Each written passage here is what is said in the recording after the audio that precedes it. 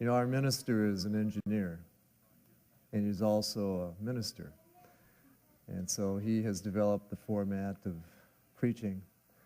I haven't evolved that far. I'm still an engineer. So what you're going to get today is a PowerPoint program, as if I was giving it to the colonel at the arsenal. Our subject today is the mighty men of old. And we just heard that from Genesis 6:4, where that terminology comes from. Next slide, please. About a year and a half ago, I started having some health problems, and it made me reflective. And I started going over some videos and some material that I had. I was kind of questioning how long I was going to live. And I watched this video, The Young Age of the Earth. And it is an excellent video. Lonnie Milashenko hosts it, and all of you should watch it. It is absolutely a wonderful video. And in that video, you go down into a mine, and a coal mine, and you are led around by Dr. Gentry, Robert Gentry, and he points out in the ceiling of the coal mine, he'll look up and he'll say, here are dinosaur tracks. Here is a log that existed, and you can see it, all the bark on it. And I thought, that's pretty fascinating. Now, there's a lot more in that video than that. But at that time, I was working at the arsenal on a coal contract. We had a lot of problems, and I had a coal consultant. And so, my whole focus was on coal. And so I decided I would go hunting in a coal mine, but I didn't go to a coal mine. I went to the internet, and I put in coal. And then I decided, well, what can you find in coal? So I put found in coal. You can do the same. Next slide. Now here's an example of some things that have been found in coal. And one of the things that I recognized right away is that I just talked to you about atom being larger. And this is, about the size of what we would use today. And that's kind of a contradiction, but actually there's lots of other evidence of tools and other things that are larger in life. But this was found in a lump of coal. And that's pretty amazing, and there's more on the internet. You can read on history on that, and there's actually some material I'll tell you about this afternoon to hear about that. Next slide. Actually, I think I've got it here, excuse me. According to Norm Sharbaugh's book, Ammunition, which includes a compilation of many such coal antecedents, the bell was extensively analyzed at the University of Oklahoma, and it was found to contain an unusual mixture of metals different from any modern usage. Genesis 4:22 states that Tubal-Cain was an instructor of every artificer in brass and iron. Perhaps when his civilization came to an end in the flood, this bell was buried with a mass of vegetation and became coal and ended up thousands of years later in Newton Anderson's coal bin. Numerous other such accounts have been recorded, including the intricate gold chain found in coal, and that's in Ivan Sanders' book, Uninvited Visitors, and a cast iron pot found in a coal seam in a municipal electric plant in Thomas, Oklahoma, archived at the Creation Evidence Museum. Next slide, please. Now here's an example of, this is a stone. In that stone, there was a piece of wood, and that's all they saw. And then they decided to hit it a little bit, and they cracked it, and inside that stone was this hammer. This was in rock. This was not in coal. This was in rock. Next one. Now here's another thing. This is on the internet also. It's, I call it a candle holder. I'm not sure if that's the right, I think they call it a vase. But this is, it's got all kinds of intricate design that you can see on here. And this was found in Massachusetts. It was like 8 feet underneath the ground. And I think it was found in rock. Hopefully I got it right there. Next slide. So, who were these mighty men of old? Apparently, there was some civilization that lived here before us, even in America, before the American Indians. We'll kind of touch on that. Next slide. The answers that I found, and that you may find, were not expected, and some of them, frankly, were quite shocking. Next slide. Let's go over Genesis chapter 6, 1 through 5. This is from the New American Standard Version. Now it came about, when men began to multiply in the face of the land, and the daughters were born to them, that the sons of God saw that the daughters of men were beautiful, and they took wives for themselves, whomever they choose. The Lord said, My spirit shall not strive with man forever, because he also is flesh. Nevertheless, his days shall be 120 years. The Nephilim were on the earth in those days, and also afterward, when the sons of God came into the daughters of men, and they bore children to them. Those are the mighty men who were of old, men of renown. And the Lord saw that the wickedness of man was great in the earth, and that every intent of the thoughts of his heart was only evil continually. You notice I have a red A. Next slide. That goes to Numbers 13:33, and it's the time that the reference period here is at the Exodus, and it's regard leaving Egypt with Moses. And we saw the Nephilim, the sons of Anak, are part of the Nephilim, and we became like grasshoppers in our own sight, and so we were in their sight. Next slide. Now you saw that biblically, you can see there's an example that there were some pretty tall people around, if they considered themselves grasshoppers. Now when we saw Andrew's picture on the wall back there, you could see how big that man was. I mean, that would be 15 feet. Okay, let's go on here. Now, this is where some of the surprises are going to come in. Was this the next slide? Okay. Yeah, stay here. And there were back, please. King James Version. And there were giants in the earth in those days, and also after that, when the sons of God came into the daughters of men, and they bare children to them, the same became mighty men which were of old, men of renown. Now in this case, in this version, the King James Version, the Nephilim was replaced with the word giants. And just we're going to dwell on this a little bit, but there's the sons of God who came into the daughters of men. They had children, and then the same became the mighty men, which are the men of renown. Next slide, please. So I went to the Clear Word. Now the Clear Word is not a Bible. It's a study guide, and it was done by Jack Blanco. He uses the spirit of prophecy in the Bible, kind of combines them, and his own opinion. And he has it this way. This is Genesis 4. In those days, people were giants, twice as large as people today. Even afterwards, when the children from mixed marriages of the godly with the ungodly were born, they were mighty men known for their strength and accomplishments. We're going to talk about strength this afternoon a little bit, and some of their accomplishments.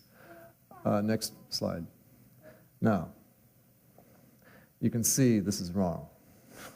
I made it a point to make sure you understand this is wrong. But this is a Bible.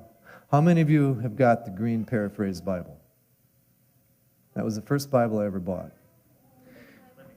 The Living Bible. Yeah, okay. Now, Genesis 6:4. Let's read this. In those days, and even afterwards, when the evil beings from the spirit world were sexually involved with human women, their children became giants, of whom so many legends were told. This is a really different perspective and interpretation of Genesis 6:4. And I'm suggesting to you it's wrong. And I hope to prove to you today that it's wrong. But if you believe this, I understand why. Because you could buy Bibles and it would say this, obviously. Next slide. So what they're saying here is that an earth woman plus an evil angel, and then they're saying equals a giant. But I'm saying no, it does not equal a giant. But this is an immensely popular perspective. Next slide. And it will lead you way out. It will lead you to UFOs. It will lead you to the occult. and probably other places I didn't want to go to, but it is amazing where this wrong interpretation can take you. Next slide.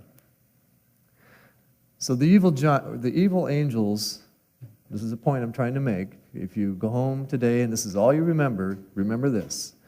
Evil angels are not giant makers. They didn't make them. God made men to have a large stature. God made Adam to be 15 feet tall and the people before the flood. It wasn't from the product of angels interbreeding with men. Angels, by the way, if you look in the scripture, they're not able to reproduce. You know, if you look at Matthew 22:30, for when they, men, shall arise from the dead, they neither marry nor are given in marriage, but are as the angels which are in heaven. So let me read this again, a little slower. For when they, men, shall rise from the dead, they're talking about men, when we go to heaven, in the resurrection, they don't marry or are given in marriage, but are as the angels which are in heaven. Now, there's a deduction here, and that is that the angels, their numbers haven't increased. They're constant. And so if they can't increase and they don't marry, then there's this assumption, this belief that it's correct, is that the angels are not able to procreate. So how can you have an angel that's unable to procreate? Follow my point? Okay, next slide. Now, this Living Bible is just one source of error. And as I began to explore this antediluvian world and what happened before the flood, I found out other people had this interest also, and they did a lot of digging on their own. But some of them went to places that I had never heard of. And they went to some of these non-biblical books.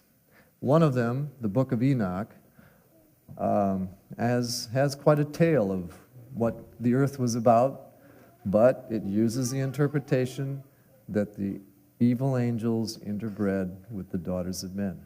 So that book is false. It's wrong. It's a lie.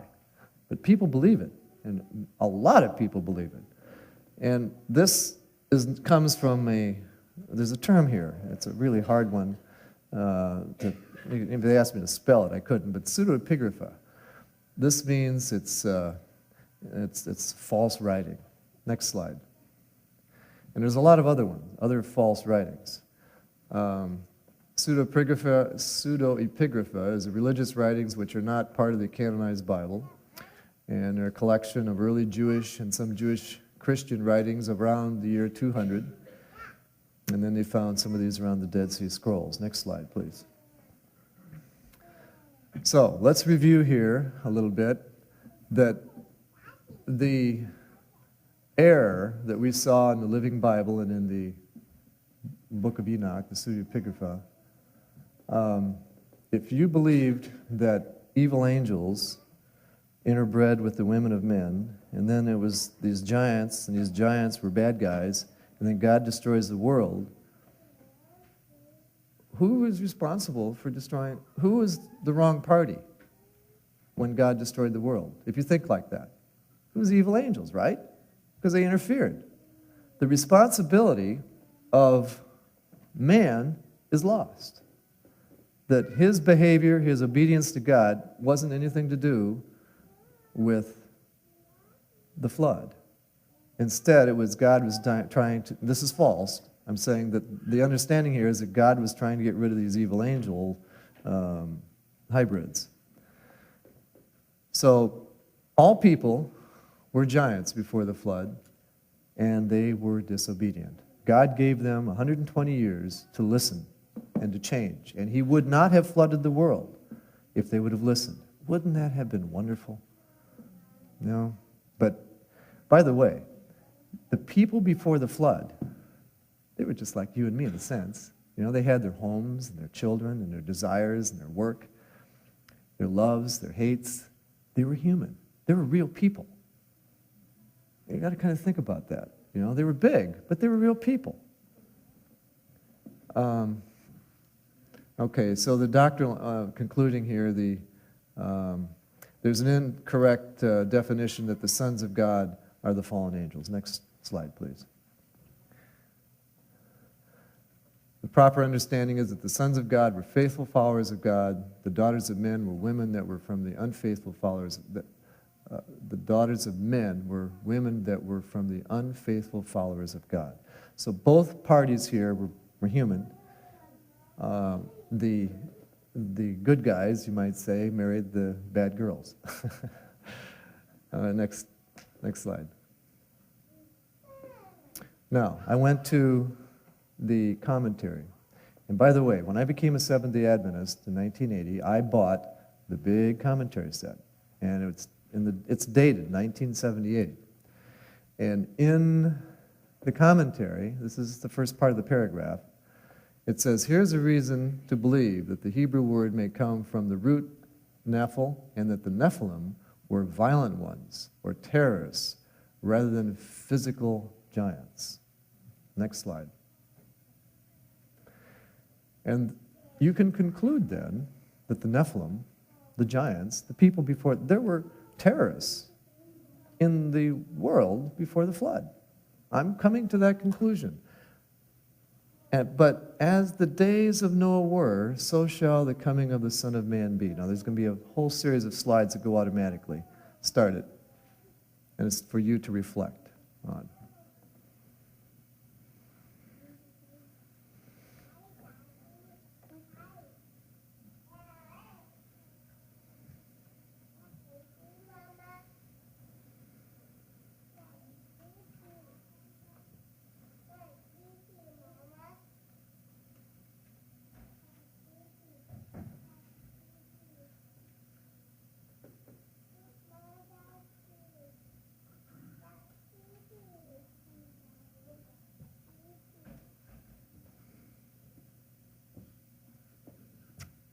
Can we conclude in the last day there will be terrorists? I think we can, can't we? But as the days of Noah were, and Genesis 6:4 says that the Nephilim were terrorists, so shall be the coming of the Son of Man. Next slide. Now here's the rest of that paragraph. There's a reason to believe that this Hebrew word may come from the root Nephil, and that the Nephilim were violent ones or terrorists. And by the way, that was 1978. I was trying to point out there that this was not recently written. It was 1978. Rather than physical giants. Since in those days the entire human race was of great stature, it must be the character rather than the height is designated. The antediluvians generally possessed great physical and mental strength. These individuals, renowned for wisdom and skill, persistently devoted their intellectual and physical powers to the gratification of their own pride and passions and to the oppression of their fellow men. Now, we should reflect on that, because they were human, they failed, we're human, we fail, and we got to be careful. We don't want to be following the same mistake that they made. Next slide. Adam Clark, he's a Protestant. He has part of this, and he's talking about Nephilim. Giants are those that had apostatized or fallen from the true religion. The Septuagint translates the original word gigantes, which literally signifies earthborn, and which we, following them, term giants, without having any reference to the meaning of the word, which we generally conceive to signify persons of enormous stature. But the word, when properly understood, makes a very just distinction between the sons of men and the sons of God. Those were the Nephilim, the fallen-born men with animal and devilish mind. These were the sons of God and were born from above, the children of the kingdom because children of God. Next slide, please. Now, I went to the Catholic Church. What do you guys believe? It's likely that the generality of men before the flood were of gigantic stature in comparison with what men now are. But these here spoken of are called giants, as being not only tall in stature, but violent and savage in their dispositions and mere monsters of cruelty and lust. Does that sound like a terrorist? It does, doesn't it? The next slide. I went to the spirit of prophecy. The human race yet retained much of its early vigor, but a few generations had passed since Adam had access to the tree, which was to prolong life. And man's existence was still measured by centuries. Had that long-lived people, with their rare powers to plan and execute, devoted themselves to the service of God, they would have made the Creator's name of praise in the earth, and would have answered the purpose for which he gave them life. But they failed to do this. There were many giants, men of great stature and strength, renowned for wisdom, skillful in devising the most cunning and wonderful works. But their guilt in giving loose rein to iniquity was in proportion to their skill and mental ability. Next slide. Another comment by Ellen White. At the resurrection, all come forth in immortal bloom, but at the second, the marks of the curse are visible upon all. All come up as they went down into their graves. Those who lived before the flood come forth at their giant-like stature, more than twice as tall as men now, living upon the earth, well proportioned. The generations after the flood were less in stature. Next slide. So spiritually, some of the lessons we can learn from this is that I didn't go through the scripture on this, but you can just pick up on this quickly. That they had, first of all, the antediluvians, that's Latin, it means before, and diluvian means flood. So these are the people, the antediluvians are the people that lived before the flood. They intermarried with unbelievers, they were polygamous, they were wicked. Every imagination of their thoughts of their heart were evil continually. They corrupted the earth. All flesh was corrupted, and the earth was filled with violence. Next slide. Now, this is going to be a little lighter now. We're going to kind of change a little bit. We're going to go through the next 18 slides. And the purpose of these slides, is to show you that there are large people, giants, in every culture. I'm trying to point out that it's not just a fluke. If it's in every culture, then it must be something in the genes. Okay? Get my point? Next slide. Now, how would you like to have a teenager like that? 18 years old, 8 feet 9 inches tall, 503 pounds. Dad, I want to use your car tonight. Yes, son. What do you think you say, son? Next slide. Here's 7'10", Ukrainian giant. Next slide. Here's a Mongolian. Next slide. Now, this is interesting. These two people were not born married. They were born separately, and they were born giants, and they found each other. Isn't that nice? What a love story. And they were each 7 feet 11 inches tall. He weighed 525 pounds, and she, you can see, she is a slim 411 pounds. This is a true story. I mean, this is all true, everything I'm showing you here. Next slide. Now, this guy was actually a Hollywood actor. He came from Iceland, and he's kind of a skinny guy like me. You know, he's 8 feet 8 there, and he's got some girlfriends. Next slide. This is a Russian giant, 9 feet 4. Next slide. 2 more Mongolians. Next slide. Here's an Oriental guy, and the guy that's his promoter. You know, the small guy. Next slide. Now, these 2 guys are French. Now, they're twins. Can you guess which ones are the giants? You know, there's mom and dad and whatever, and the sister in the front. Next slide. Another Chinese person. Go ahead. That was his wife, by the way. This guy, now, this Dutch giant, you'll notice he has a cane here, right there. Some of these giants, I'm calling them giants, actually were suffering from a disease, giantism.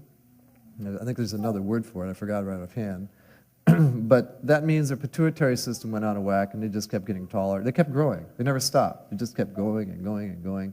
But they didn't have the proportion to make them really working, functional people. Next slide.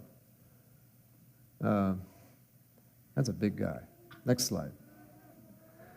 This guy was Welsh, and he was in the military. Obviously, he was doing quite well. He didn't need his cane there. Next guy. This is the French guy again, Antoine. I thought, he's a handsome dude. You know, to see him coming down the street at you, wow, what a star he'd be. Next slide. This is an American. This guy was suffering from giantism. There's a statue that is made of him where he was born. Next slide. I'm going to talk about this guy this afternoon. He is remarkable.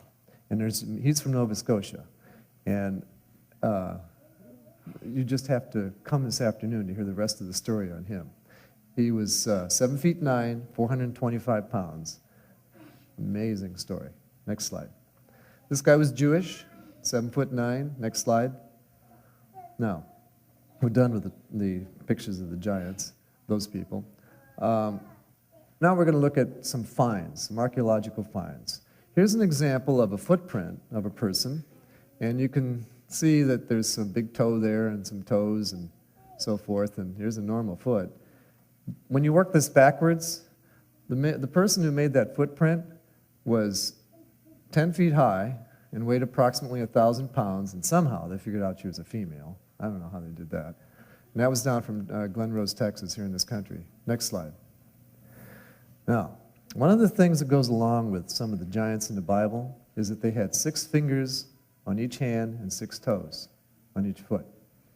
And yet again, there was war with Gath, and there was a man of great stature whose fingers and toes were 4 and 20, 6 on each hand and 6 on each foot. Now, when we go to the next slides, there's a guy opening his mouth. Now, if you don't want to look at it, close your eyes. All right, next slide.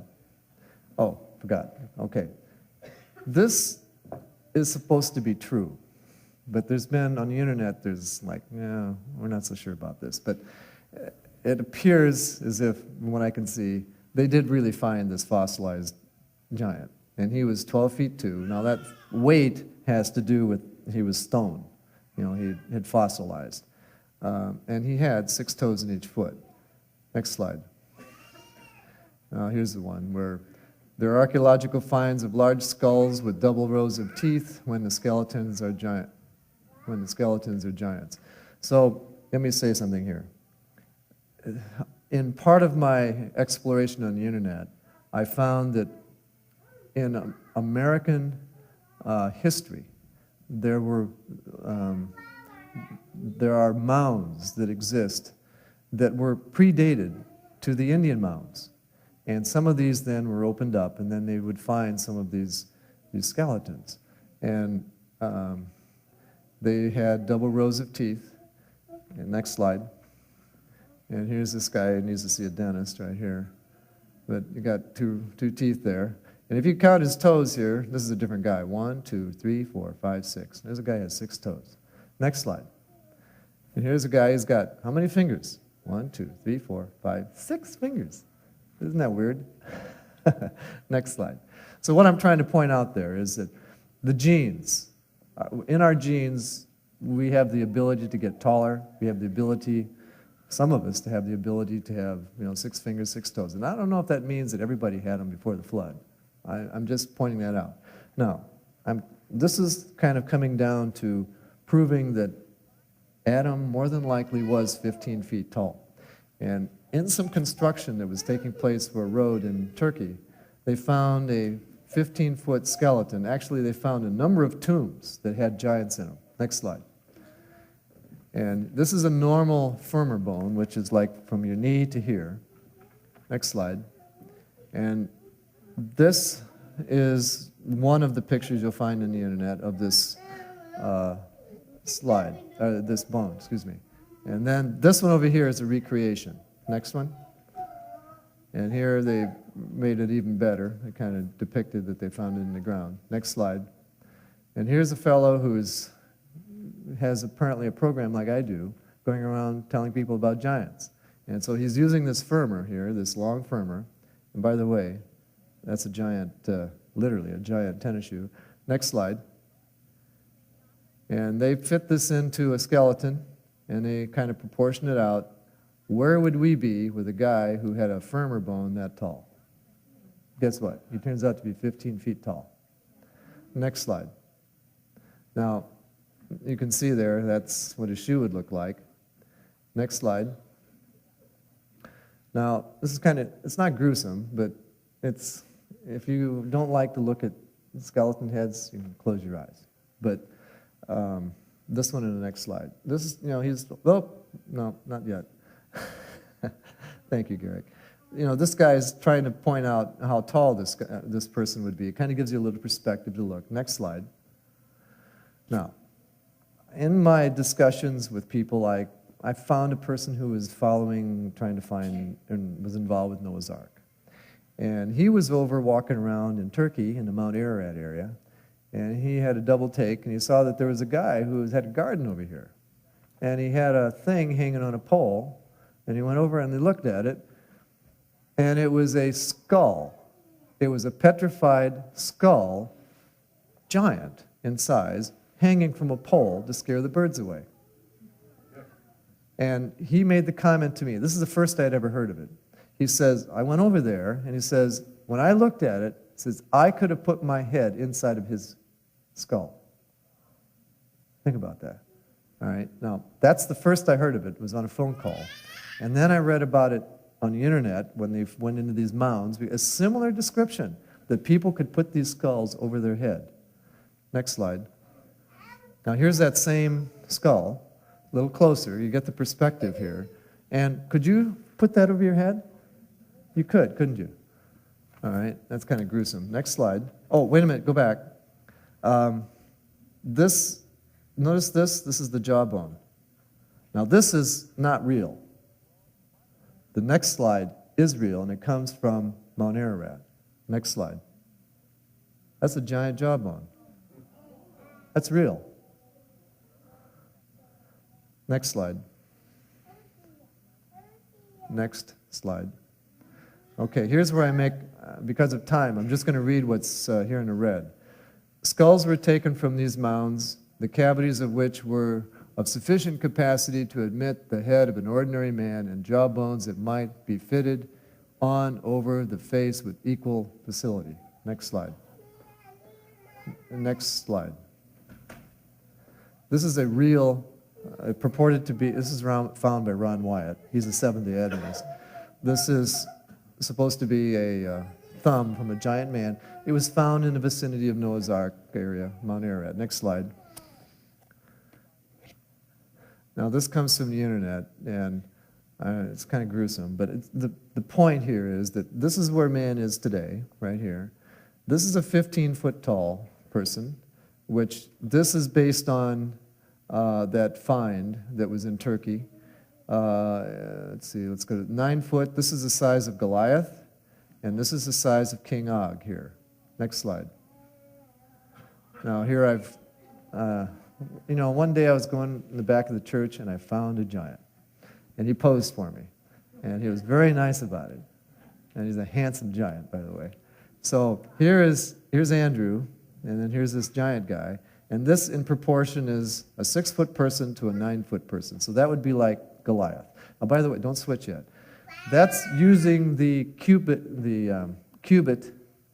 of 18 inches. But if you use the cubit is this length right here. That's the Hebrew cubit. But if you use the Egyptian cubit, that's 20.6 inches, or about 21. And then, if you use that, then his height would be 11'2". And then, in the spirit of prophecy, Ellen White says that Goliath was about 12 feet tall. So it may be that the interpretation is really correct with the cubit of 20.6 inches. Next slide.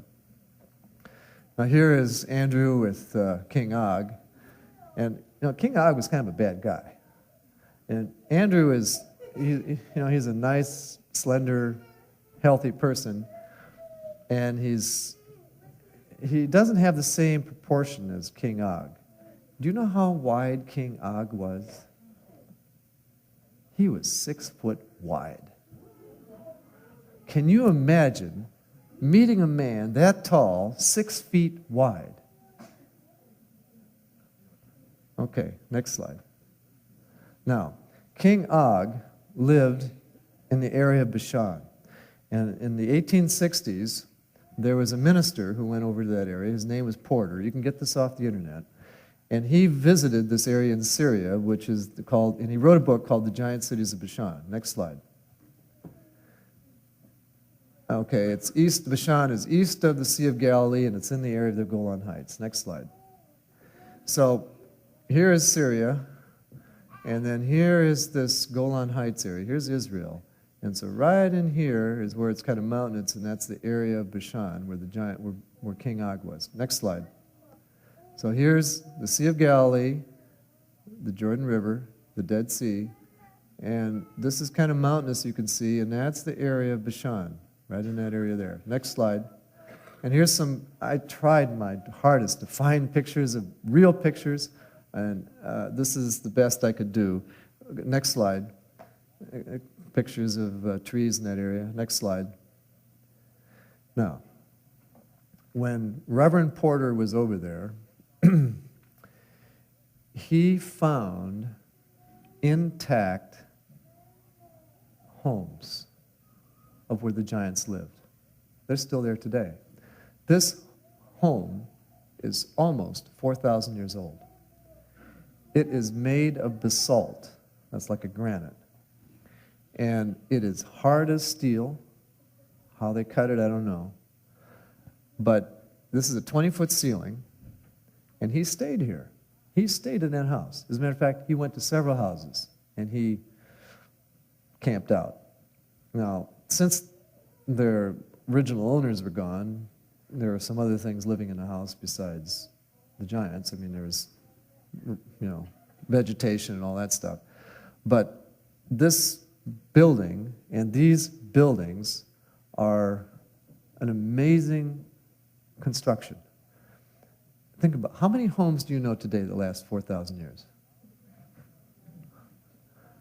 And that doorway, by the way, is high. It's maybe, I don't know, proportionately here, it may be 11 or 12 feet. Maybe this wasn't King Og's house, but next slide. The doors, this is all made from basalt, stone. And the way it was described in that book is it is beautifully made. These people were talented. They had, they were bad, but they had lots of skill. And it's impressive, to hear the description of what some of these things are that they did back then. Next slide. By the way, I tried my best to find a real digital photo of that house or of those houses over there. And I located a college professor in Syria, and I wrote him an email. He didn't write me back. But it was right next to the area of Bashan. And the problem is that area is a military site. And Jonathan Gray, he's an Adventist, he sent some cameramen up there to get pictures, just like I wanted. He got escorted home. Okay. So, again, here's Andrew and Adam. I hope to have showed you that there's some remote truth to this, that Adam was 15 feet tall. Next slide. So the Bible says that giants existed. The giants were real people before the flood, not the product of mixed angel and human beings. They were real human beings like you and me. Protestants and Catholics agree to this concept. There's examples in giants in all cultures, and archeological finds show that there's evidence of giants. And there's lots more. So if you go on the internet to look for giants, if you're going to become a giant hunter, I want to warn you, put your helmet on, because you're going to find some weird stuff out there. And if you keep this concept in mind, that these giants are real people, then you won't be twisted. And it can lead you to the occult if you take this too far. I mean, Edgar Cayce, you know who he is? He's good, you don't know who he is. But he is a prophet of the occult, and he talks about America before this present civilization, and he gets into giants. But he's in the occult. We don't want to, even though if it's interesting, don't go there. But there are other sites, lots of other sites, if you go on the internet, where you can see more pictures of what I just told you about here. I think that's it. Next slide. Yep, that's it. Hope you enjoyed your trip on this giant hunting excursion. We went about 15 minutes over. This afternoon, I'm going to have more slides. It's going to be at the Bettendorf Library. It's not going to be this long, and there's going to be more discussion. I'm going to talk about some of the books that I read and some of the different ideas about the flood. I'm going to show you some real animals, by the way, that lived before the flood. A real animal. That's not a joke. Okay, I'm done.